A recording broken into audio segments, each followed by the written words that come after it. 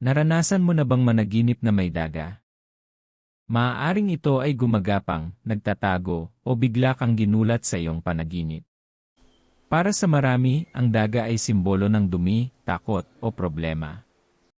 Pero sa panaginip may mas malalim ba itong kahulugan? Sa video na ito, aalamin natin ang posibleng mensahe ng panaginip na may daga. Una, ang panaginip na nakakita ka ng daga ay kadalasang simbolo ng maliliit na problema na unti-unting lumalaki.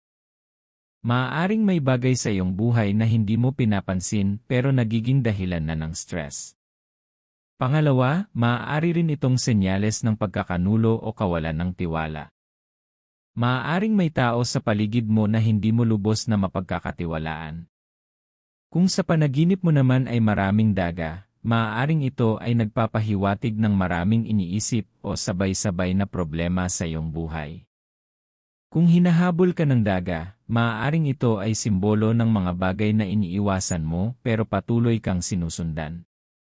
Pero kung sa panaginip ay pinatay mo ang daga, ito ay magandang senyales. Ibig sabihin, kaya mong malampasan ang mga problema o takot na kinakaharap mo. Kung nahuli mo ang daga, maaaring ito ay simbolo ng pagkakaroon ng kontrol sa isang sitwasyon sa iyong buhay. May isa pang kahulugan, ang daga ay maaari ring simbolo ng lihim o bagay na tinatago, maaaring mula sa iyo o mula sa ibang tao.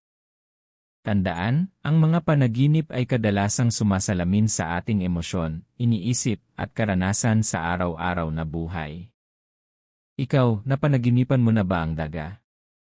Ano ang nangyari, marami ba sila o nagawa mong labanan? I-comment mo sa ibaba ang iyong karanasan at maaaring isa ito sa susunod nating video.